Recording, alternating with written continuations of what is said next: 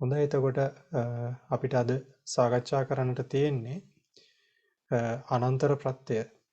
එතකොට මේ අනන්තර ප්‍රත්‍යයේදී අපි දන්නවා මේ අනන්තර ප්‍රත්‍යය අදාළ වෙන්නේ චිත්ත සංතතියට අදාළව චිත්ත චෛතසිකයන් සම්බන්ධයෙන් තමයි ඒක අදාළ වෙන්නේ.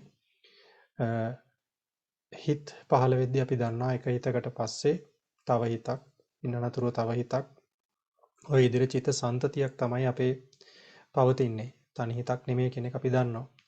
එතකොට මේ එක හිතක් නිරුද්ධ වෙලා තව සිතක් උපදිද්දී ඒ නිරුද්ධ වෙලා ඒ නිරෝධයෙන් පස්සේ ඇතිවෙන ඒ ඊළඟ හිත පහළ වෙන්නට උපකාරක වෙන ශක්තියක් තියෙනවා. ඒතර තවක් සිතක් උපදවන්නා වූ ශක්තියක් තියෙනවා.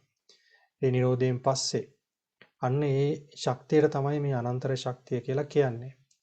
ඒ අනන්තර ශක්තිය ගැන විස්තර කරගනිද්දී ඒ එතන වැදගත් දේ තමයි ඒ අනන්තර ශක්තියට අදාළ වෙන ඊළඟට පහළ වෙන සිත් ටික. කියන්නේ එක හිතක් නිරුද්ධ වෙලා ඊළඟට පස්සේ පහළ වෙන හිතට අදාළ වෙන්නේ ඒ කොයි හිතක්ද උපදිනවාද කියන එක තීරණය වෙන්නේ චිත්ත නියාමයට අනුව. ඒ චිත්ත නියාමය කියන එකත් අපි දැනගෙන ඉන්න ඕනේ යම් මට්ටමකින්. ඉතින් මේ අනන්තර ශක්තිය ගැන අපිට වචන විග්‍රහ කරගන්නට තියෙනවා ඒ පදයේ සම්බන්ධයෙන්. ඊට පස්සේ ඒකේ ත්‍රිරාශිය කියව ගන්න තියෙනවා. ඊළඟට ඒ සමානාන්තර ප්‍රත්‍ය සම්බන්ධයෙන් තව තවත් විස්තර කීපයක් දැනගන්න තියෙනවා. ඉතින් අපි මේ සියල්ල කියව ගමු. අපේ ස්වාමින්වහන්සේ අවසරයි මේ අපේ ත්‍රිරාශිය කියන්න පුළුවන් වේද? අනන්තර ප්‍රත්‍යේ ත්‍රිරාශිය කියන එක. අනන්තර ප්‍රත්‍ය ත්‍රිරාශිය අනන්තර ප්‍රත්‍යය යන ප්‍රත්‍යයෝද්දේශයෙහි ස්වરૂපාර්ථයෝ ප්‍රත්‍යය ප්‍රත්‍යෝත්පන්නය ප්‍රත්‍යනීක වශයෙන් තෙවදෑරුම් වෙති. ඒ තුන අතුරෙන් රහතන් වහන්සේලාගේ චුතිසිත හැර පූර්ව වූ සිත් 90ය චෛතසික දෙපනසය යන මේ ධර්මයෝ අනන්තර ප්‍රත්‍යයත්තා වූ වන්නා වූ ධර්මයෝ නම් වෙති. රහතන් වහන්සේගේ චුතිසිත හා පසුපසු සිත් 90ය චෛතසික දෙපනසය යන මේ ධර්මයෝ අනන්තර ප්‍රත්‍යේ ප්‍රත්‍යෝත්පන්න ධර්මයෝ නම් වෙති. චිත්තජ රූප, පටිසන්ධි කර්මජ රූප, බාහිර රූප, ආහාරජ රූප, උතුජ රූප, අසඤ්ඤ සත්ව කර්මජ රූප, පවත්ති කර්මජ රූප යන මේ ධර්මයෝ අනන්තර ප්‍රත්‍යයේ ප්‍රත්‍යනීක ධර්මයෝ නම් වෙති. හොඳයි. අපිට ඉදිරියේදී මේ ස්වરૂපාර්ථ ටික විස්තර කරගන්න තියෙනවා. එතකොට මූලික වශයෙන් අපි තේරුම් ගන්න ඕන මෙතන මේ ප්‍රත්‍ය සහ ප්‍රත්‍යෝත්පන්න භාවයටපත් වෙන්නේ හිත් සහ චෛතසික ටික විතරයි. එතකොට එතන මූලික වශයෙන් ගත්තයින් පස්සේ රහතන් වහන්සේලාගේ චුතිසිත හැර පූර්ව සිත් 90ය. එතකොට රහතන් වහන්සේගේ චුතිසිතට පස්සේ හිතක් පහළ වෙන්නේ නැහැනේ. එතනින් චිත්ත සංතතිය නතර වෙනවා.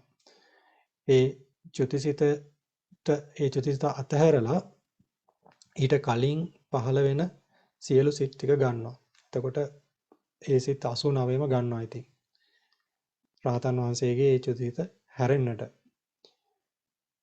ඊට පස්සේ චෛතසික 250. ඒතර ඒවයි උපදින්නා වූ චෛතසික 52ක් තියෙනවා. ඒතර ඒ ධර්ම ටික තමයි අනන්තර ප්‍රත්‍යයෙන් ප්‍රත්‍යවන්නා වූ ධර්ම වෙන්නේ.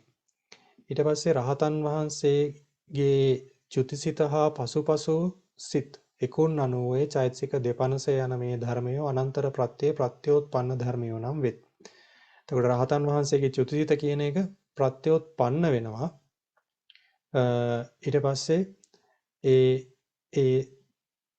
ඒක ඇතුළුව සෙසු සිත් 90 ඒ කියන්නේ සමාන සිත් 90 කියන්නේ සිත් 89 චෛතසික 52 යන මේ ධර්ම ටික අනන්තර ප්‍රත්‍ය ප්‍රත්‍යෝත්පන්න භාවයට යනවා. කියන්නේ රහතන් වහන්සේගේ චුතිසිත අනන්තර ප්‍රත්‍යේ ප්‍රත්‍යක් නොවනට ප්‍රත්‍යෝත්පන්න භාවයට යනවා. ඊළඟට ඒ රූප සියල්ලම ප්‍රත්‍යනීක කොටට වැටෙනවා. ඒ රූප ධර්ම 7 රූප වර්ග 7 මෙතන විස්තර කරලා තියෙනවා. දැන් අපිට ඊළඟට තියෙන්නේ මේවා තවදුරටත් විස්තර කරනවා පහලින්. ඊට පස්සේ මෙතන තියෙනවා සමානාන්තර ප්‍රත්‍යයද මීට සමානයි කියලා. ඒතර සමානාන්තර ප්‍රත්‍ය කියලා තියෙනවා අනන්තර ප්‍රත්‍ය සහ සමානාන්තර ප්‍රත්‍ය කියන එක. ඒතර සමානන්තර ප්‍රත්‍යයේදීත් ස්වરૂපාර්ථ මේකටම සමානයි කියලා කියනවා. ඊට පස්සේ අපිට දැන් තියෙන්නේ මේ අනන්තර පච්චයෝ කියන එකේ මේ අනන්තර කියන පදය තේරුම් කරගන්නට තමයි තියෙන්නේ.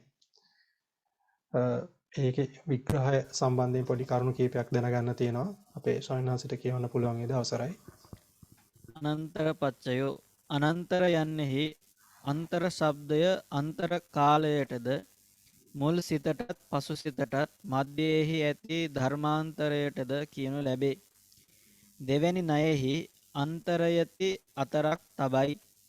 ඉති ඒ නිසා අන්තරං අන්තර නම් වේ. යයි නාම ධාතුවෙන් කල්පනා කරයි.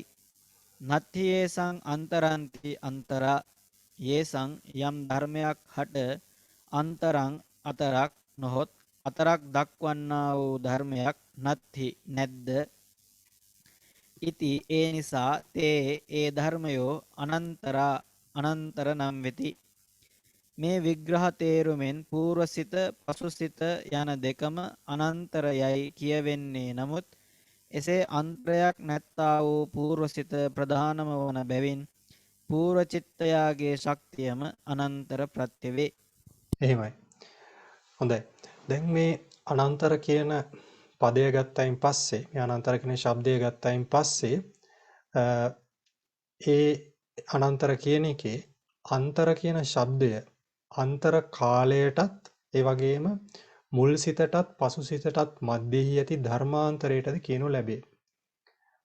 ක්‍රම දෙකක් කියනවා. කියන්නේ මොකද්ද? අන්තර ශබ්දයෙන් අදහස් කරනවා කියනවා කාලය. ඊට පස්සේ මුල් සිත සහ පසු සිත අතර ඇති ධර්මාන්තරයට. කියන්නේ ධර්මාන්තරයක්. ධර්මයක් පවතිනවද කියන එක ධර්මාන්තරයක් කියන්නේ ඒකයි.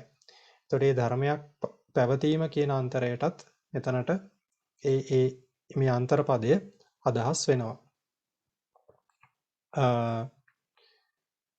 දෙවෙනි ණයෙහි අන්තරයති අතරක් තබයි ඉති අනන්තරං අනන්තර නම් වේයයි නාම ධාතුවෙන් කල්පනා කරයි. මොකක්ද මේ කිව්වේ? දැන් මෙතන තියෙනවනේ පාලි වාක්‍ය කොහොමද එන්නේ? අන්තරයති ඉති අනන්තරං. එහෙමනේ කියන්නේ. එතකොට මේ අන්තරයති කියන්නේ අතරක් තියනවා කියන එක. දෙවෙනි ණය ක්‍රමයේ කිව්වේ මොකක්ද මේ? ධර්මාන්තරය ගැනනේ කියන්නේ. එතකොට එතන ගත්තේ අන්තරයති කියලා. අතරක් තබනවා. ඉති ඒ නිසා අන්තරං අන්තර නම් වේ කියලා. නාම ධාතුවෙන් කල්පනා කරයි කියලා කියනවා. මොකද්ද මේ නාම ධාතුවෙන් කල්පනා කරනවා කියලා කියන්නේ? මෙතන මේ අතරම නාම ධාතුවෙන් තමයි මෙතන මේ නිරුක්තිය දීලා තියෙන්නේ. කල්පනා කරයි කියලා ස්වාමීන් වහන්සේ පරිවර්තනය කළා තියෙන්නේ එහෙමයි. මේ බුරුම් පොතේ තියෙන එක එහෙම විදිහට තමයි තියෙන්නේ. මෙතන දැන් මේ අන්තර කියන පදේ තියෙනවානේ. ඒතර අන්තර කියන පදය අන්තර කියන පදේ මොකක්ද එතකොට? නාම පදයක් නේ. ඒතර නාම පදයට මෙතන ප්‍රත්‍ය එකතු වෙලා තමයි ප්‍රත්‍ය සහ විභක්ති ප්‍රත්‍ය එකතු වෙලා තමයි මෙතන මේක ක්‍රියාපදයක් බවට පත් වෙලා තියෙන්නේ. ඒතර මූලයේ මෙතන තියෙන්නේ නාම ධාතුවක් තියෙන්නේ. නාම පදයක් තියෙන්නේ. ඒතර නාම පදයට තමයි මෙතන එකතු වෙලා තියෙන්නේ. එතකොට සාමාන්‍යයෙන් ධාතු ගත්තයින් පස්සේ එක එක විදිහට බෙදෙනවා. එක එක විදිහට මේ ධාතු වර්ගීකරණය කරලා තියෙනවා. මෙතන මේ නාම ධාතුව කියන එක අදාළ වෙන්නේ ධාතු තියෙනවා ප්‍රකති ධාතු, විකති ධාතු සහ නාම ධාතු කියලා වර්ග තුනකට බෙදෙනවා. කියන්නේ ප්‍රකති ධාතු කියලා එකක් තියෙනවා. ඒ ප්‍රකති ධාතු කියලා තියෙන්නේ සාමාන්‍ය අපි ගත්තොත් දැන් පචති වගේ පදයක් හැදෙද්දී පච ධාතුව තියෙනවා. ඊට පස්සේ විකරණය සහ විභක්ති ප්‍රත්‍යය ඇවිල්ලා පචති කියන එක හැදෙනවා. ඊළඟට ඔය සමහර පද තියෙනවා ඔය කච්චායනේ උගන්වනවා බාහිර බලාතරෙත් එනවා මේ ඔය ජිගීසති වගේ පද ඒ වගේ පදවල තියෙන්නේ පටන් ගන්න ධාතුවක් තියෙනවා මූල ධාතුවක් තියෙනවා ඊට පස්සේ මේ මූල ධාතුවේ ස්වභාවය සම්පූර්ණ වෙනස් වෙනවා සම්පූර්ණ වෙනස් වෙලා තමයි මේ පදය හැදෙන්නේ පදය සාධනය වෙලා එද්දී එතකොට ඒ වගේ ඒවට කියනවා විකති ධාතු කියලා ඊළඟට මේ අන්තරයති වගේ පද දැන් ඔය අර සූත්‍රෙන්නේ ඒක තමයි කච්චායන දක්වන එක උදාහරණයක් ඔය චිච්චිතායති කියලා කියන්නේ. එතකොට එතන එතන කච්චායනේ දීලා තියෙන මේ නිරුක්තිය තමයි චිච්චිටය චිච්චිටය චිච්චිට මිව සද්දං කරෝති කියලා. ඒ කියන්නේ ඒ චිච්චිට යන විදිහට ශබ්දයක් කරනවා කියලා. එතකොට එතන චිච්චිට කියන ඒ නාමපදය නාමපදයේ අරගෙන නාමපදයට තමයි එකතු කරන්නේ. ප්‍රත්‍ය එකතු කරලා ඒ පදය හදන්නේ. එතකොට ඒ විදිහට මෙතනත් ඒ අන්තරයති කියන එක හදලා තියෙන්නේ මේ විදිහට. ඒ අතරක් තබනවා කියන එක අන්තරයති කියන එක. ඒතර අන්තර පදේ අරගෙන තමයි මෙතන හදලා තියෙන්නේ. එතකොට ඒකට ප්‍රත්‍ය එකතු වෙලා තියෙන. ඒතර මේක මේ නාම ධාතුවකින් තමයි මේ මෙතන මේ නිරුක්තිය අරගෙන තියෙන්නේ. අන්තරයති ඉති අන්තරං කියලා හැදෙන්නේ පදේ. මේ නිරුක්තිය එන්නේ. ඊට පස්සේ දැන් අනන්තරංනේ අපිට මේ හදන්න තියෙන්නේ. ඒතර දැන් අන්තරය එන්නේ මොකටද? ඒ ධර්මාන්තරයක් ගැන තමයි කියන්නේ නේ. ධර්මාන්තරය. ඊට පස්සේ කියනවා නත්ති යේසං අන්තරන්ති අන්තරා කියලා. එතකොට යේසං යම් ධර්මයක් හට අන්තරං අතරක් නොහොත් අතරක් දක්වන්නා වූ ධර්මයක් නත්ති නැද්ද ඉති ඒ නිසා තේ ඒ ධර්මයෝ අන්තරා නම් වෙති. එතකොට ඒ මොකක් හරි ධර්මයකට අතරක් නැතිනම් ඒකට අනන්තර කියලා කියනවා. එතකොට මේ විග්‍රහ තේරුමෙන් පූර්වසිත සහ පසුසිත යන දෙකම අන්තරයයි කියවෙන්නේ. නමුත් එසේ අන්තරයක් නැත්තා වූ පූර්වසිත ප්‍රධානම වන බැවින් පූර්වචිත්තයාගේ ශක්තියම අනන්තර ප්‍රත්‍ය වේ කියලා කියනවා. දැන් අතරක් නැහැ කියලා ගනිද්දී පූර්වසිතත් සලකන්න පුළුවන්, පසුසිතත් සලකන්න පුළුවන්. දෙපැත්තම හිතන්න පුළුවන්, දෙපැත්තෙම කල්පනා කරන්නට පුළුවන්. නමුත් මෙතන අපි අන්තරයක් නැති කියලා තැනදී පූර්වසිත තමයි ප්‍රධාන වෙන්නේ. පූර්වසිතේ ශක්තිය තමයි ඊළඟ සිතට බලපාන්නේ. ඊළඟ සිතට අනන්තර ශක්තියෙන් බලපාන්නේ. ඒ නිසා ඒ පූර්වසිතේ ශක්තියම තමයි අනන්තර ප්‍රත්‍ය වෙන්නේ කියලා කියන්නේ. හොඳයි. අවසරයි සනස. කියන්න පුළුවන් නේද? නැවත විස්තර කරන්නෙමි. පූර්ව චිත්තයන්හි තමාගේ නිරෝධයෙන් පසු නැවත සිත් කොටසක් ඉපදවිය හැකි ශක්ති විශේෂයක් තිබේ.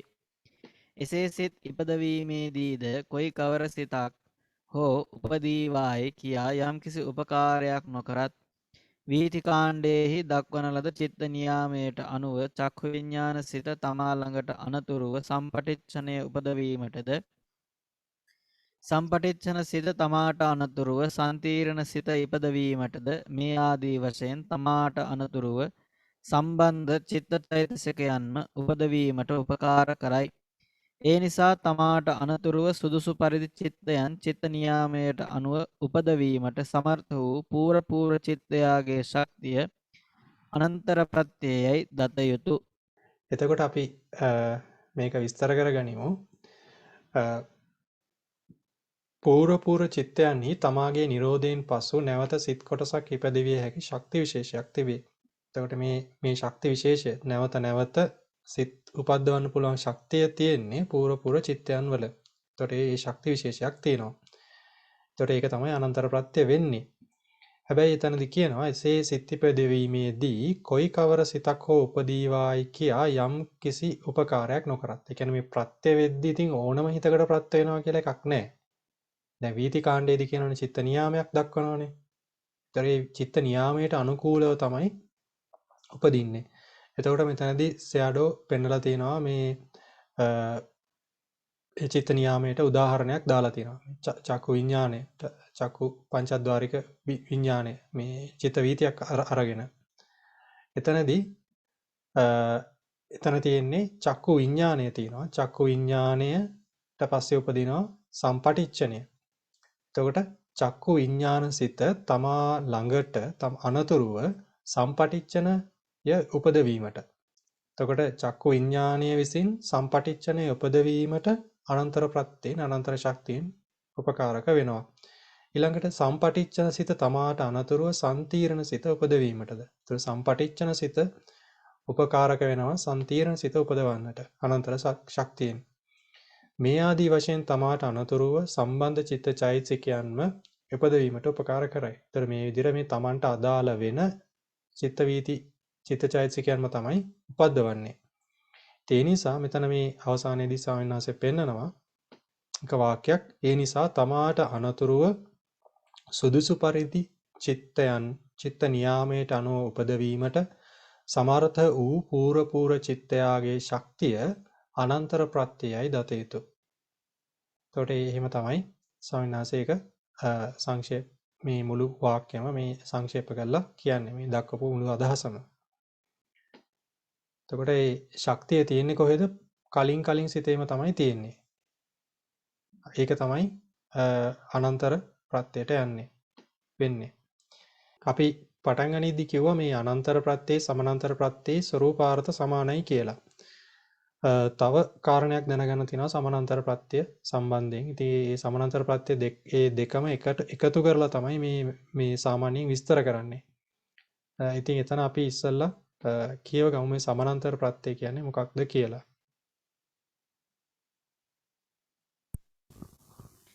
සමානන්තර පච්චයෝ සුට්ඨු අනන්තරාති සමානන්තරා සුට්ඨු අතිශයින් අනන්තරා අතරක් නැත්තා වූ ධර්මයෝ නොහොත් කිසිසේත් අතරක් දක්වන ධර්මයක් නැත්තා වූ ධර්මයෝ සමානන්තර නම් වෙති. සං අනන්තර යැයි පද සිඳිය යුතුය. සංශබ්දය අතිශය අර්ථයට කියයි. අතිශයින් අතරක් නැතිව පසුසිත ඉපදවීමට උපකාර විය හැකි పూర్ව චිත්තයාගේ ශක්තිය සමානන්තර ප්‍රත්‍යය නම් වේ. අතිශයින් අතරක් නැති යන වචනේ අදහස වනාහි పూర్වසිත පසුසිත යයි සිත් දෙකොටස වෙන් කළ හැකි වුවත් పూర్ව චිත්තයාගේ භංගය හා පසු චිත්තයාගේ උපාදයට අතරක් නොලැබෙන බැවින් එකම සිතක් මෙන් උපදින බැවින් අතිශයින් අතරක් නැති යයි කීහ. එහෙමයි. එතකොට සමානන්තරා කියන එක මුලින්ම විග්‍රහ කරනවා ස්වාමීන් වහන්සේ. සුට්ටු අනන්තරාති සමානන්තරා. සුට්ටු කියලා කියන්නේ අතිශයින් කියන එක. අනන්තරා කියන්නේ අතරක් නැත්තා වූ ධර්මයෝ නොහොත් කිසිසේත් අතරක් දක්වන ධර්මයක් නැත්තා වූ ධර්මයෝ සමානන්තර නම් වෙති. ඊට පස්සේ තන මේ පෙන්නන පද බෙදාගෙන තියෙනවා. පද සිඳලා පෙන්නලා තියෙනවා. සං අනන්තර කියන එක තමයි සමානන්තර වෙන්නේ. ඒතර සං ශබ්දයේ මෙතන සං ශබ්දයේ අදහස් කරන්නේ අතිශය කියන අර්ථය තමයි කියන්නේ. ඊට පස්සේ කියනවා අතිශයින් අතරක් නැතිව සිත් උපදවීමට උපකාර විය හැකි පූර්ව චිත්තයාගේ ශක්තිය සමානන්තර ප්‍රත්‍ය නම් වේ. අතිශයින්ම අතරක් නැතිව පසු සිත් උපදවන්නට පුළුවන් ශක්තිය කාගේ ශක්තියද? පූර්ව චිත්තයාගේ ශක්තිය තමයි සමානන්තර ප්‍රත්‍ය වෙන්නේ.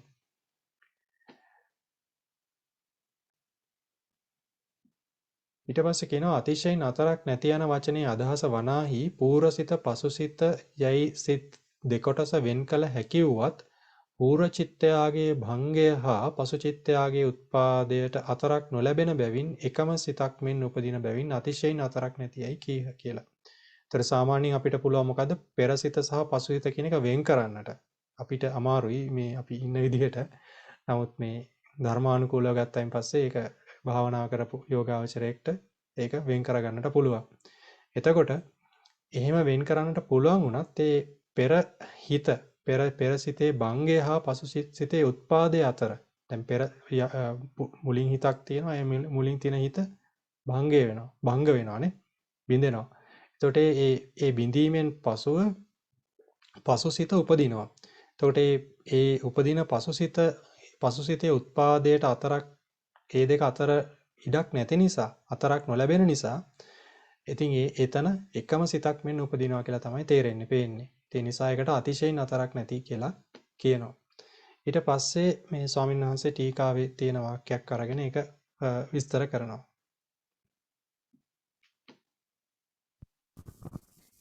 පැහැදිලි කරන්නෙමි. රූප ධර්මයෝ 8 9 ආදී වශයෙන් පිඬු කොට කලාප කොට උපදින බැවින් සටහන් වශයෙන් ප්‍රකට වෙති. ඒ නිසා මේ රූප කලාපය මේ කලාපයෙන් උඩ පිහිටියේය, යට පිහිටියේය, වම්පස පිහිටියේය, දකුණුපස පිහිටියේයයි වෙන් කිරීමට එක් කලාපයකි අතරක් ඇත. නාම ධර්මයන්ගේ වනාහි එසේ සටහනක්ද නැත. ඒකක්ෂණයෙහි සිත් දෙක තුන එකට ඉපදීමක්ද නැති බැවින් එසේ වෙන් කිරීමක් නොලැබේ. පූර්වචිත්ත අපරචිත්තයන් එක සිතක් මෙන් හැඟෙන ලෙස එකිනෙකට සම්බන්ධව උපදී. හොඳයි සන්. හොඳයි. මෙතන කියන්නේ රූප ධර්මයෝ 8ය 9ය ආදී වශයෙන් පිඬු කොට කලාප කොට උපදින බැවින් සටහන් වශයෙන් ප්‍රකට වෙති. දැන් රූපවල ලක්ෂණය මොකක්ද? ඒවා උපදිද්දී ඒවා තියෙනවානේ. රූප කලාප තියෙනවානේ 8 9 ආදී වශයෙන් ඒවා පිඬු වශයෙන් කලාප වශයෙන් උපදින්නේ. එතකොට මේ කලාපයට තියෙන යම්කිසි සටහනක් හැඩයක් තියෙනවානේ. ඒ නිසා මේ රූප කලාපය මේ කලාපයෙන් උඩ පිහිටියේ යට පිහිටියේ වම්පස පිහිටියේ දකුණුපස පිහිටියේ යයි වෙන් කිරීමට එක් කලාපයකි අතරක් ඇත. දැන් මේ රූප කලාප පිහිටද්දි කොහොමද ඒවත් දිශාවක් තියෙනවන්නේ. එතකොට එතන වෙන් කරන්න පුළුවන් මේක තියෙන වම් පැත්තේ, මේක තියෙන උඩින්, මේක තියෙන යටින්, මේක තියෙන දකුණු පැත්තෙන්. ඔය විදිහට ඔක වෙන් කරගන්න පුළුවන්. එතකොට මේ වෙන් කරන්න පුළුවන් වෙන්නේ ඇයි? ඒක කරන්න පුළුවන් වෙන්නේ එක් එක් කලාපයක් අතර ඒකේ යම්කිසි ඉඩක් තියෙනවා, අතරක් තියෙනවා. නාම ධර්මයන්ගේ ගත්තයින් පස්සේ අන්න ඒ විදිහට සටහනක් නැහැ. එහෙම සටහනක් දක්වන්නට බෑ. නාම ධර්මයන් ගත්තයින් පස්සේ රූප ධර්මයන් වගේ නෙමෙයි. ඒකක්ෂණයේහි සිත් දෙක තුන එකට ඉපදීමක්ද නැති බැවින් එසේ වෙන් කිරීමක් නොලැබේ. එතකොට දැන් හිත උපදින්නේ හැමතිස්සෙම එක సంతානයක එක විට එකයි. එතකොට ඒ හිත එහෙම කීපයක් උපදින්නේ නැති නිසා එහෙම වෙන් කිරීමක් කරන්න බෑ කියලා කියන්නේ. පූර්ව චිත්ත සහ අපර චිත්තයන් එක සිතක් මෙන් හැඟෙන ලෙස එකිනෙකට සම්බන්ධව උපදී. එතකොට ඒව අතර නිකන් වෙනසක් නැහැ වගේ අපිට තේරෙන්නේ. අපිට මේ එකම හිතක් තියෙනවා වගේනේ තේරෙන්නේ. සාමාන්‍යයෙන් ගත්තයින් පස්සේනේ. අපිට ධර්ම දැනුම තියෙන නිසා තමයි අපිට මේක ටිකක් තේරෙන්නේ වෙනස් වෙනවයි කියලා. සාමාන්‍යයෙන් ගත්තාම මේ අපිට සාමාන්‍ය වැටෙන්නේ මේක එක විදිහට තමයි තියෙන්නේ කියලා. නමුත් එහෙම වෙන්නේ නැහැ. ඉතින් ඒ ඇත්ත ගත්තයින් පස්සේ නමුත් ඒ විදිහට හැඟෙනවා. එහෙම එකක් තියෙන විදිහට අපිට හැඟෙනවා. ඒ හැඟෙන විදිහට තමයි මේ හිත් ටික උපදින්නේ කියලා කියන්නේ. මූල ටීකාව තත්ථ පුරිම පච්චමානං නිරෝධුප්පාදන්තරා භාවතෝ නිරන්තරුප්පාදන සමත්තතා අනන්තර පච්චයෝ රූප ධම්මානං විය සංඨානා භාවතෝ පච්චය පච්චයුප්පන්නානං සභාවට්ඨානා භාවතෝව ඉදමිතෝ හෙට්ඨා උද්ධං තිරියන්ති විභාගා භාවා අත්තනා ඒකත්තමිව උපනෙත්වා සුට්ඨු අනන්තර භාවේන උප්පාදන සමත්තතා සමනන්තර පච්චයතා. හරි. අපි ඊළඟ කොටස කියවමු. එහෙමයි. ඔය කිව්වේ අර උඩින් ඉස්සර කරපු එකේ මේ පාළි ටීකාව දක්වන කොටස. ඊට පස්සේ සනසවසරයි. මේ ටීකා වචනය අනන්තර සමනන්තරයන්ගේ ශක්ති විශේෂයක් නොදක්වන වචනයකි. සං ශබ්දය ගැන විශේෂ වූ තේරුමක් දක්වන වචනයකි. අනන්තර සමනන්තරයන්ගේ වනාහි ස්වરૂප ධර්ම වශයෙන් හා උපකාරක ශක්ති වශයෙන් විශේෂයක් නැත. රූපයාගේ උත්පාදයටම උපචය සන්තති කියා දෙකක් වදාලාසේ එක ශක්ති විශේෂයටම අනන්තර සමනන්තර යයි වේනෙය්‍යජ්ජාසයට අනුව දෙකක් කොට වදාළහ. මේ සත්‍යයකි. පසු චිත්තයට අන්තරයක් නැතිව ඉඩදීමට උපකාර විය හැකි පූර්ව චිත්තයාගේ ශක්තිය ඇතැම් ශ්‍රාවකයෙකුට අනන්තර පච්චයෝ යයි වදාළ මාත්‍රයෙන් අවබෝධ වේ. ඇතැම් ශ්‍රාවකයෙකුට වනාහි සංශබ්දය ඇතුළත් කොට සමනන්තර පච්චයෝ යයි අතිශයින් අන්තරයක් නැතිව උපකාර වේ යයි දේශනා කිරීමෙන් අවබෝධ වේ. එහෙමයි. ඒ නිසා අට්ඨකතා එහෙමයි සනස්. හරි. එතකොට දැන් මෙතන මේ ටීකාවෙන් දක්වපු කාරණය තමයි මේ සමානන්තර අනන්තර සමානන්තර කියන දෙකේ කිසිම වෙනසක් නැහැ කියලා කියපු අර්ථය තමයි දක්වන්නේ. මේ දෙකේ කිසිම වෙනසක් නැහැ කියලා තමයි කියන්නේ. කියන අනන්තර කිව්වොත් එකයි සමානන්තර කිව්වොත් එකයි. මේ දෙකේ කිසිම වෙනසක් නැහැ කියලා තමයි කියන්නේ. මෙතන මේ සං කියලා පදයක් එනවනේ දැන් සමානන්තරා කියලා කියදී සං කියලා පදයක් එනවනේ. එතකොට එතන මේ සමානන්තර කියන එකෙන් කියන්නේ එහෙම විශේෂයෙන් උපකාරක භාවයක් තමයි කියන්නේ. ඒක හරියට එකම අර්ථය තියෙන්නේ. නමුත් ඒ විශේෂයෙන්ම කියන අදහසක් ඒකේ ගැබ් වෙලා තියෙනවා. ඉතින් ඒකට උදාහරණයක් දක්වනවා රූපයාගේ උත්පාදයට උපචේ සන්තතිකියා දෙකක් වදාලාසේ එක් ශක්ති විශේෂයටම අනන්තර සමානන්තරයයි වේනෙයි අජ්ජාසයට අනුව දෙකක් කොට වදාළහ කියලා. ඒතර උපචේ සන්තති කියලා දෙකෙන්ම කියන්නේ රූපයාගේ උත්පාදය. අන්න ඒ වගේම තමයි මෙතන මේ අනන්තර සමානන්තර කියන එකත් එකම ශක්ති විශේෂයට තමයි නම ලැබෙන්නේ. එතනදී එතකොට ඒක වේනෙයි අජ්ජාසයට අනුව වදාළ එකක්. කියන්නේ වේනෙයි අජ්ජාස කියන්නේ ධර්මය අහගෙන ඉන්න ඒ වේනෙයි පුද්ගලයන්ගේ අදහසට අනුව තමයි කියන්නේ. කියන්නේ එක පුද්ගලයෙක්ට මේක අනන්තර පච්චයෝ කියලා කිව්වයින් පස්සේ හොඳට වැටහෙනවා.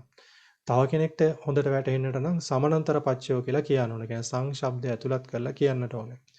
ඉතින් මේ විදිහට තමයි භාග්‍යතුන් වහන්සේ දේශනා කළා තියෙන. අපිට ඉතින් නොඑක් තැන්වලදී අපි දකිනවනේ පිටකේ ත්‍රිපිටකේම දකිනවනේ වේනේ අජ්ජාසයට අනුව එකම දේ භාග්‍යතුන් වහන්සේ එක සත්වයාට ගැළපෙන්න පරිදි දේශනා කරනවා. ඉතින් ඒ කාරණේ තමයි මෙතන කිව්වේ. ඉතින් අටුවාවේ තියෙන එක ඊළඟට විස්තර කරනවා. ඒ තියෙන පාඩේ තමයි කියන්නේ. ඒ නිසා අට කතාවේ යෝ අනන්තර පච්චයෝ ස්වේව සමනන්තර පච්චයෝ ව්‍යංජන මේව හෙත්ත නානං උපචය සන්තති ආදීසු විය යයි කීහ. මෙහි ව්‍යංජන මේව නානං යන්නෙහි ශබ්ද විශේෂ වනාහි අනන්තරයෙහි සංශබ්දය නොකියා සමනන්තරයෙහි සංශබ්දය ඇතුල් කරන ලදී. එසේ නමුත් ශබ්දයෙහි වෙනස්කම් සංශබ්දය නිසා අතිශයින් යන අර්ථයත් වැඩිවීම පමණකි. ව්‍යංජන මේව යන්නෙහි ඒව ශබ්දය වනාහි ස්වරූප විශේෂයක් නොලැබෙන බව ප්‍රත්‍යයෝත්පන්න විශේෂයක් නැති බව දක්වයි. එතකොට කලින් කියපු කාරණය අටුවාවේ දැක්කන විදිය තමයි කියන්නේ යෝ අනන්තර පච්චයෝ ස්වේව සමනන්තර පච්චයෝ ව්‍යංජන මේව හෙත්ත නානං උපචේ සන්තති ආදීසු විය. ඉතින් අනන්තර ප්‍රත්‍ය වෙනවා නම් ඒකම තමයි සමානන්තර ප්‍රත්‍ය කියන්නේ. ව්‍යංජන මේව හෙත්ත නානං ව්‍යංජනයම තමයි වෙනස් වෙන්නේ කියලා කියන්නේ. කියන්නේ එතන ඒ අදාළේ අකුරු අක්ෂරයන්ම තමයි වෙනස් වෙන්නේ. එතන සංශබ්දය නොකියා සමානන්තරෙහි සංශබ්දය ඇතුළත් කරන ආදී කියලා කියනවා. එතන කියනවා ඉතින් මේ එසේ නමුත් ශබ්දෙහි වෙනස්කම් සංශබ්දය නිසා අතිශයින් යන අර්ථයන් වැඩිවීමක් පමණි. ඒතර අතිශය කියන අර්ථය වැඩි වෙන එක විතරයි එතන වෙන්නේ. ප්‍රත්‍යෝත්පන්නයන්ගේ කිසිම වෙනසක් නැහැ කියලා කියනවා. ඒතර ඊළඟට විස්තර කරන්නෙත් මේ අටුවාවේ තියෙන කාරණයක් මේ ආචාර්යවාදයක් සම්බන්ධයෙන්. ඒතර ආචාර්යවාදයක් සම්බන්ධයෙන් වෙන විනිශ්චයක් අටුවාවේ දීලා තියෙනවා. ඒකත් මෙතනදී අපි දැනගන්නට ඕනේ. ඒක ඇතුළත් කරලා තියෙනවා. අවසරයි සන්නස්. වාදාන්තරයක් ආචාර්ය ආයුෂ්මත් රේවත ස්ථවිරයෝ වනාහි අත්ථානන්තරතාය අර්ථද්‍රව්‍ය පරමාර්ථ ධර්මයෙන් අතරක් නැතිව උපදිනා බැවින් අනන්තර පච්චයෝ අනන්තර ප්‍රත්‍ය නම් වේ. කාලානන්තරතාය කාලයකින් අතර නැතිව උපදින බැවින් සමනන්තර පච්චයෝ සමනන්තර ප්‍රත්‍ය නම් වේ යැයි අනන්තර ප්‍රත්‍ය හා සමනන්තර ප්‍රත්‍ය විශේෂ කොට කියති. එහෙමයි. හරි. එහෙමයි සනස. එතකොට මෙතන දැන් මේ රේවත ස්වාමීන් වහන්සේගේ අදහස තමයි කියන්නේ. එතකොට උන්වහන්සේ දක්වන අදහසක් තමයි අත්තානන්තරතාය අනන්තර පච්චයෝ කාලාන්තරතාය සමනන්තර පච්චයෝ කියලා කියනවා. අත්තානන්තරතාය කියලා කියන්නේ අර්ථ ද්‍රව්‍ය පරමාර්ථ ධර්මයන් හතරක් නැතිව උපදනා බැවින් අනන්තර පච්චයෝ කියලා. කියන්නේ අර්ථ ද්‍රව්‍ය පරමාර්ථ කියන්නේ දැන් එක හිත් දෙකක් උපදිද්දී ඒ හිත් දෙක අතර වෙන පරමාර්ථ ධර්මයන් උපදින්නේ නැහැ. ඒ කියන්නේ වෙන හිතක් උපදීමක් සිද්ධ වෙන්නේ නැහැ. අන්න ඒක තමයි එතන කියන්නේ අර්ථ ද්‍රව්‍ය පරමාර්ථ ධර්මයෙන් අතරක් නැති බව කියන එක. ඒතර ඒ අර්ථයෙන් තමයි අපි අත්‍තරම මේ වෙනකන් පැහැදිලි කරගෙන ගියේ. ඊට පස්සේ තියෙනවා කාලාන්තරතාවය. සමානන්තර පච්චයෝ කියලා. කාලයන් අතර කාලයකින් අතරක් නැතිව උපදනා බැවින් සමානන්තර පච්චයෝ කියලා කියනවා. කාලයකින් අතරක් නැති බව කියලා කියන්නේ ඉතින් අපි කාලය කියලා කියන්නේ ඒතර ඒ කාලයේහි අතරක් නැති බව තමයි සමානන්තර පච්චය කියලා කියන්නේ. මේ දෙකේ වෙනස ඒ විදිහට තමයි කියන්නේ නේ. අත්තානන්තරතාය අනන්තර පච්චයෝ කාලාන්තරතාය සමානන්තර පච්චය. ඔක තමයි ස්වාමීන් වහන්සේගේ අදහස. ඊට පස්සේ ස්වාමීන් වහන්සේ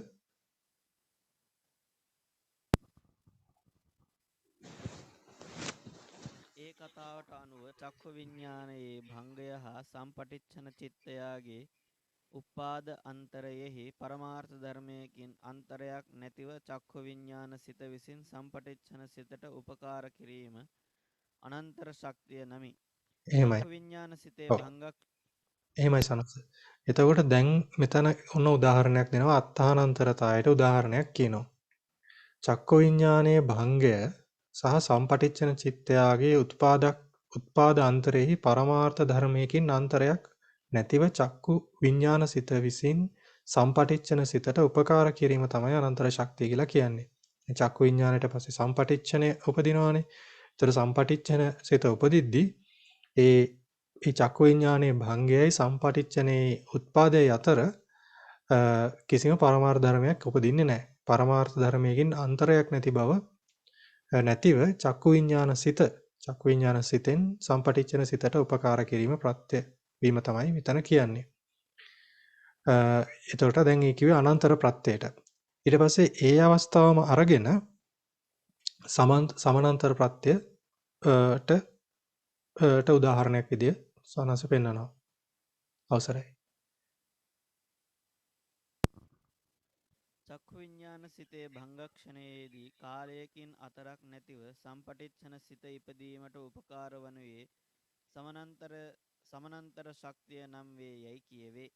හරි. ඒ ආයුෂ්මත් රේවත එහෙමයි. එතකොට දැන් කියන්නේ මොකක්ද? ඒ අවස්ථාවේදීම චක්කු විඤ්ඤාණයේ භංගයයි සම්පටිච්ඡනේ උත්පාදයේ අතර කාලයකින් අතරක් නැහැ කියලා කියන්නේ. කිසිම කාලයක වෙනසක් නැහැ. ඒකට තමයි සමානන්තර ප්‍රත්‍යය කියලා ස්වාමීන් වහන්සේ දක්වන්නේ. හරි. ඊට පස්සේ දැන් අටුවාවේ ඒ අදහසට එකඟ නොවිලා ඒ ආචාර්යවාදයේ ප්‍රතික්ෂේප කරන එක ඊළඟට විස්තර කරනවා.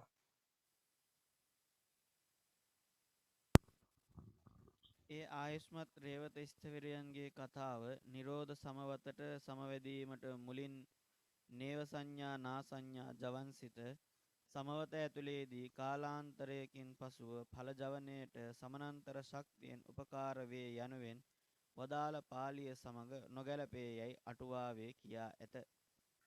හරි. අටුවාවෙහි ඔව් ඒන විස්තරය සමස් අපි කියාගමු. හරි.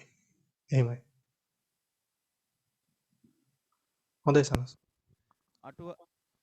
අටුවාවෙහි නිරෝධ සමවතට සමවැදීමේදී පූර්ව වූ නේව සංඥා නා සංඥා ජවන්සිත සමාපත්තියෙන් නැගිටින කාලේ ඵල ජවනයට සමවන් කාලයෙන් අතරක් ඇතත් පරමාර්ථ ධර්මයකින් අතරක් නොවන බැවින් අනන්තර සමානන්තර ශක්ති දෙක විසින්ම උපකාර කරනු ලැබේ.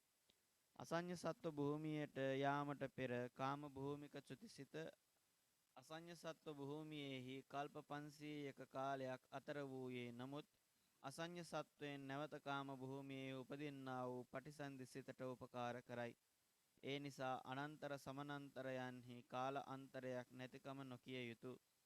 පරමාර්ථ ධර්මයකින් අතරක් නැතිකම පමණක්ම අනන්තර සමානන්තර යයි ගත යුතුය. මේ අටුවා අදහසට අනුව අනන්තරයෙහි අන්තර යනු අන්තර වන්නා වූ ධර්මයක්ම ගත යුතුය. කාලාන්තරය නොගත යුතුය. එහෙමයි. හරි.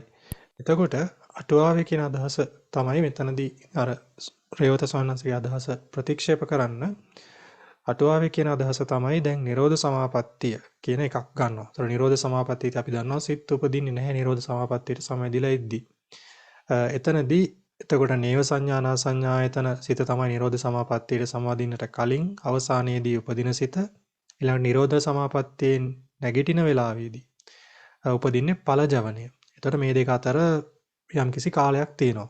එතකොට ඒ කාලය උපරිම අපි දන්නවා දවස් 7ක් තියෙන්නේ කියලා. හෝ දවස් 7ක් හෝ ඊට අඩු කාලයක් තමයි එතනට එන්නේ. ඒ නිසා ඔය දෙක අතර දැන් කාලාන්තරයක් තියෙනවානේ. ඒ නිසා මේ කාලාන්තරයක් තියෙන නිසා ඒ අර රේවත සවන්හන්සේ කියන කාරණේ ගැලපෙන්නේ නැහැ කියලා කියනවා.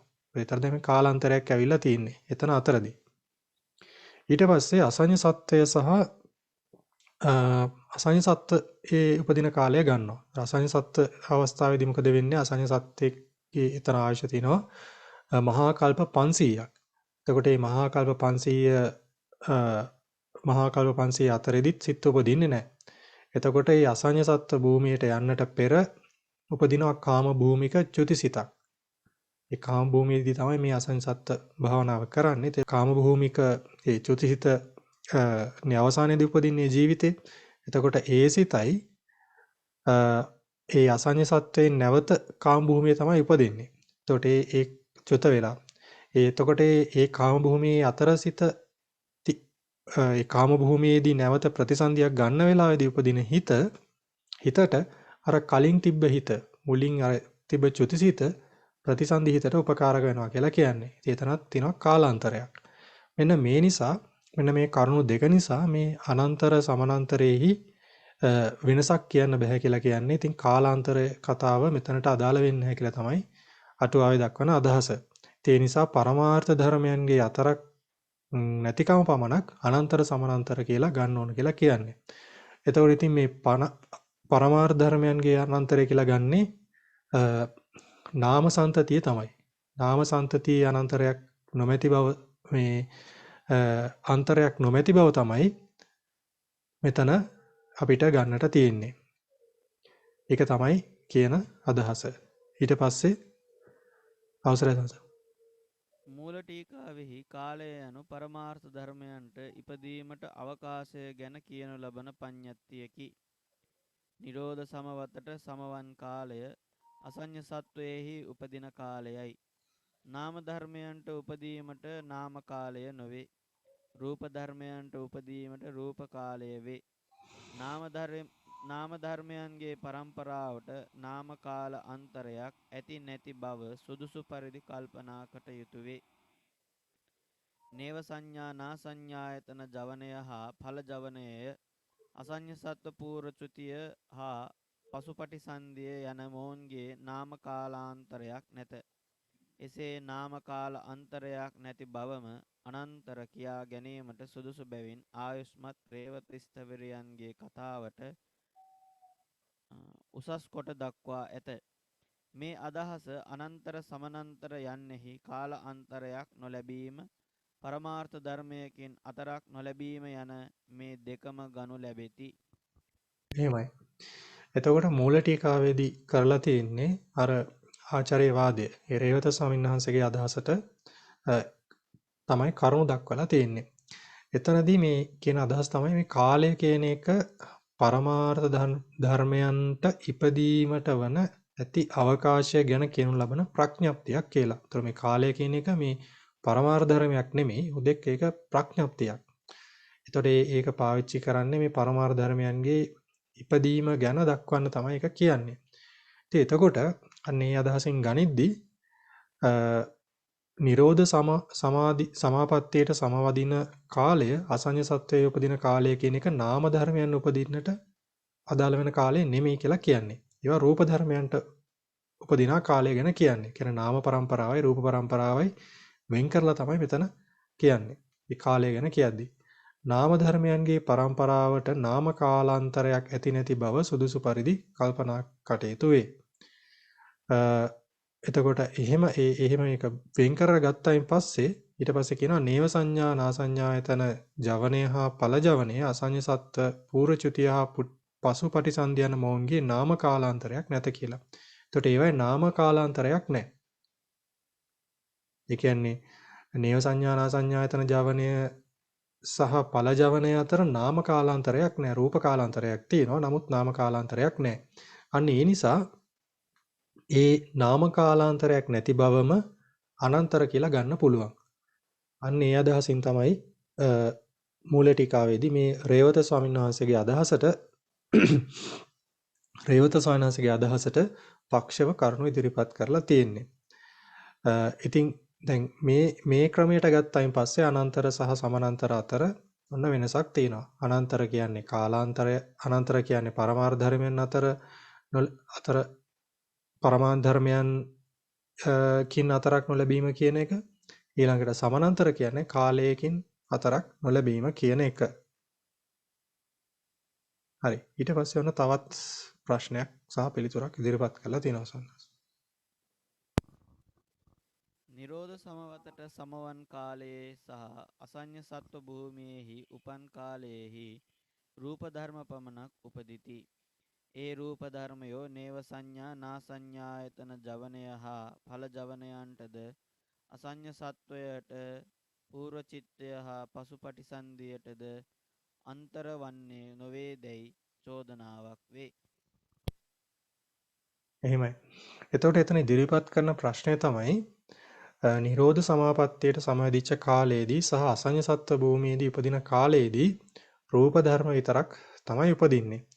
එතකොට ඒ රූප ධර්ම ටික දැන් මේ රූප ධර්ම කොටාශයක් තියෙනවනේ අවසානයේදී මොකක් හරි මේ පහළෙන් රූප ධර්ම ටිකක්. ඒ රූප ධර්ම ටික නේව සංඥානා සංඥායතන ජවණයටයි සමාන. ඒ නේව සංඥා ඒ රූප ධර්මයෝ නේව සංඥා නාසඤ්ඤායතන ජවනය හා ඵල ජවනයන්ටද අසඤ්ඤ සත්වයට පූර්ව චිත්තය හා පසු ප්‍රතිසන්දියටද අනන්තර වෙනවද කියලා ප්‍රශ්නයක් වෙනවා. කියන්නේ රූප ධර්මයන් ටික නාම ධර්මයන්ට අනන්තර වෙනවද කියලා කියන්නේ. තමයි ප්‍රශ්නේ එන්නේ එතනදී. ඊට පස්සේ සන්නංශ කියනවා පිළිතුර රූප පරම්පරාව සහ නාම පරම්පරාව ප්‍රකෘතියෙන්ම අසමාන වෙති. ඒ නිසා රූප ධර්ම පරම්පරාව නාම ධර්ම පරම්පරාවෙහි ඇතුළත් කිරීමට නොහැකිය.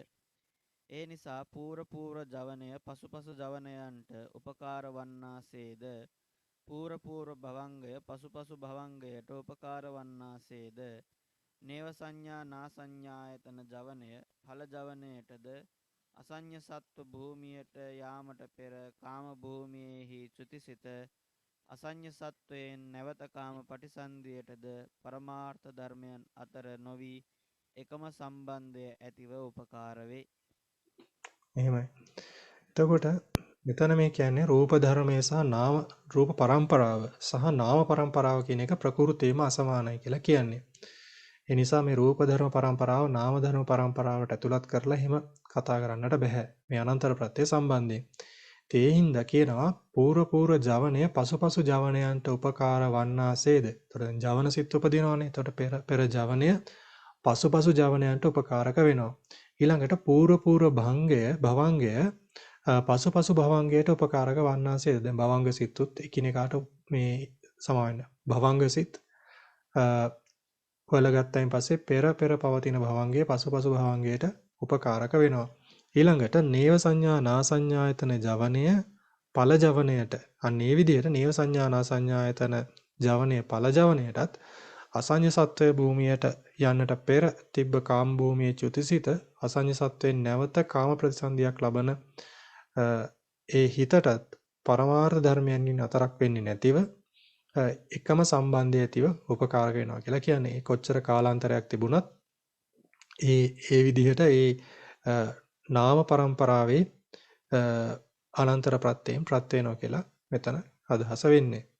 සංස අපි මේක කියමුද ඉස්සලා මතක් කරගන්න. අනන්තර ප්‍රත්‍ය ත්‍රිරාශිය කියන එක. අනන්තර ප්‍රත්‍යය යන ප්‍රත්‍යයෝද්දේශයෙහි ස්වરૂපාර්ථයෝ ප්‍රත්‍යෝත්පන්නය ප්‍රත්‍යනීක වශයෙන් තෙවදෑරුම් වෙති. ඒ තුන අතුරෙන් රහතන් වහන්සේලාගේ චුතිසිත හැර පූර්ව වූ සිත් එකුන් 90ය චෛතසික දෙපනසය යන මේ ධර්මයෝ අනන්තර ප්‍රත්‍ය ඇත්තා වූ වන්නා වූ ධර්මයෝ නම් වෙති. රහතන් වහන්සේගේ චුතිසිත හා පසුපසු වූ සිත් එකුන් 90ය චෛතසික දෙපනසය යන මේ ධර්මයෝ අනන්තර ප්‍රත්‍යයේ ප්‍රත්‍යයෝත්පන්න ධර්මයෝ නම් වෙති. චිත්තජ රූප පටිසන්ධි කර්මජ රූප බාහිර රූප ආහාරජ රූප උතුජ රූප අසඤ්ඤ සත්ව කර්මජ රූප පවත්ති කර්මජ රූප යන මේ ධර්මයෝ අනන්තර ප්‍රත්‍යයේ ප්‍රත්‍යනීක ධර්මයෝ නම් වෙති. හොඳයි සනස්. දැන් මෙතන මේ ප්‍රත්‍යෝත්පන්න ටික ගැන තමයි කියන්නේ. කියවන්නද? හොඳයි සනස්. රහතන් වහන්සේගේ චුතිසිතෙන් පසුව උපකාර ලැබිය යුතු සිතක් නෝපදනා බැවින් ප්‍රත්‍ය ධර්මයේහි රහතන් වහන්සේගේ චුතිසිත හැර චුතියට පූර්ව ජවනය හෝ භවංගය රහතන් වහන්සේගේ චුතිසිතට උපකාර වන බැවින් රහතන් වහන්සේගේ චුතිසිත ප්‍රත්‍යෝත්පන්නයෙහි ඇතුළත් වේ. එහෙමයි. ප්‍රත්‍යෝත්පන්න එහෙමයි සනස්. එතකොට දැන් මෙතන කියනෝනේ රහතන් වහන්සේගේ චුතිසිත ඇතුළත් කරනවනේ. රහතන් වහන්සේගේ චුතිසිත හා ප්‍රත්‍යඋත්පන්න ගැන කියද්දී රහතන් වහන්සේගේ චුතිසිත හා පසුපසුව ඌ සිත් 189ය චෛතසික 250ය කියලා කියවනේ. එතනදී තමයි මේ ගන්නේ රහතන් වහන්සේගේ චුතිසිත ගන්නේ ඇයි කියලා. රහතන් වහන්සේගේ චුතිසිතෙන් පසුව උපකාරක ලැබිය යුතු සිතක් නූපදනා බැවින් ප්‍රත්‍යධර්මී රහතන් වහන්සේ බැවින් ප්‍රත්‍යධර්මී රහතන් වහන්සේගේ චුතිසිත හැර චුතියට పూర్ව ජවනය හෝ භවංගය උපකාරක වන බැවින් රහතන් වහන්සේගේ චුතිසිත ප්‍රත්‍යෝත්පන්නෙහි ඇතුළත් වේ. එතකොට ප්‍රත්‍ය ධර්මයන් වලදී මොකද වුනේ? රහතන් වහන්සේගේ චුතිසිත අතහැරියා. ප්‍රත්‍යෝත්පන්නයන් වලදී රහතන් වහන්සේගේ චුතිසිත ගත්තා. ඊට පස්සේ අනස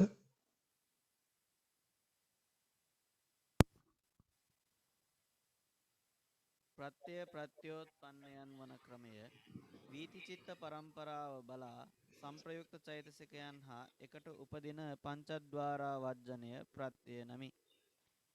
සංප්‍රයුක්ත චෛතසිකයන් සමග එකට උපදින චක්ඛ විඤ්ඤාණ සිත ප්‍රත්‍යෝත්පන්න මේ ආදී වශයෙන් දෙවෙනි තදාරම්මන චිත්තෝත්පාදය ප්‍රත්‍යය ප්‍රථම භවංග චිත්තෝත්පාදය ප්‍රත්‍යයෝත්පන්නය ප්‍රථම භවංග චිත්තෝත්පාදය ප්‍රත්‍යය දෙවැනි භංග චිත්තෝත්පාදය ප්‍රත්‍යයෝත්පන්නය යනාදී වශයෙන්ද නිරෝධ සමවත් කාලයේ සමවතට සමවැදීමට పూర్වයෙන් නේව සංඥා නා සංඥායතන කුසල හෝ ක්‍රියාජවන චිත්තෝත්පාද ප්‍රත්‍යය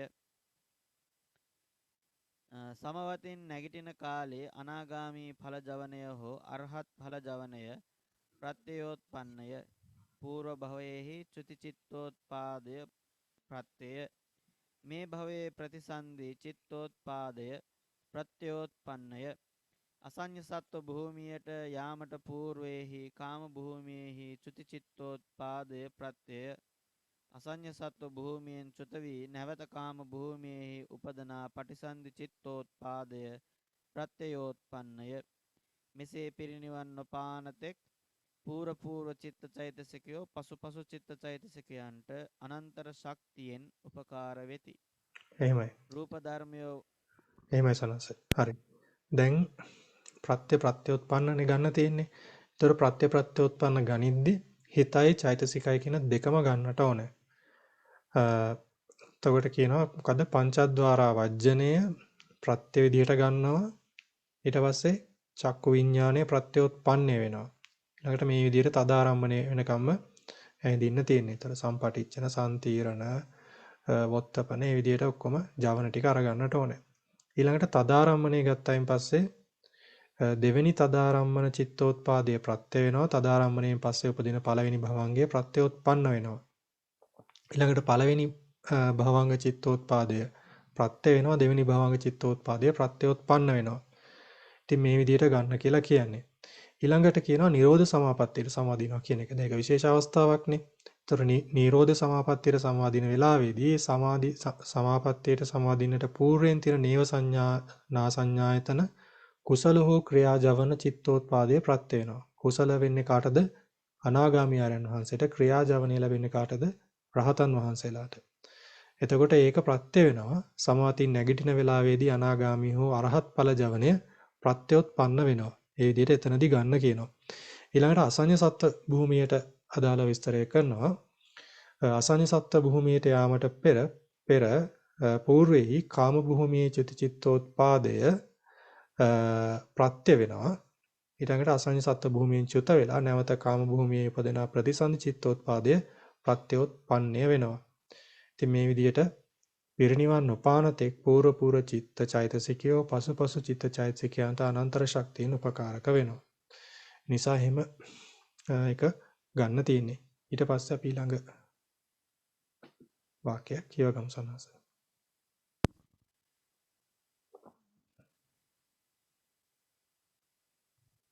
ප්‍රත්‍යනීක ගැන කියන්නේ. රූප ධර්මයෝ එහෙමයි රූප සනස. ධර්මයෝ වනාහි රූප ධර්මයෝ වනාහි එසේ උපකාර නොලබනා බැවින් නියතයෙන් ප්‍රත්‍යනීකයෙහි ඇතුළත් වෙති. මේ හරි. ප්‍රත්‍ය දෙකෙහි හොඳයි අනන්තර සනස්. ප්‍රත්‍ය හොඳයි සනස්. එතකොට රූප ධර්මය කියනවා ඒක ඇතුළත් වෙන්නේ නැහැ නේ. ඒක උපකාරයක් වෙන්නේ නැහැ. ප්‍රත්‍යඋත්පන්න භාවයට යන්නේ නැති නිසා ප්‍රත්‍යනීකයට යනවා කියලා. ඊළඟට සනස් උදාහරණයක් දක්වලා තියෙනවා. ඒක අපි ඒක එච්චරම අවශ්‍ය නැහැ මම හිතන්නේ උන්වහන්සේලාගේ මෙහි තිබ්බ මොකක් හරි උපමාවක් ගැන තමයි ස්වාමීන් වහන්සේලා විස්තර කරන්නේ. ඒක නිසා අනන්තර ප්‍රත්‍ය මෙතනින් අපේ ඉවර වෙනවා අනන්තර සමානන්තර දෙකම. එතනදී අපි ට ගන්නට තියෙන විනිශ්චය ඉතින් අටුවායි කෙලිම කියලා තියෙන නිසා ඒකේ වෙනසක් නැහැ කියලා. ඉතින් ඒ ක්‍රමය තමයි අපිට ගන්නට සුදුසු වෙන්නේ. ඇත්තට මේ මූල ටීකාවේ කරලා තියෙන ආචාර්යවාදයට පක්ෂව කරුණු ඉදිරිපත් කිරීමක් තමයි.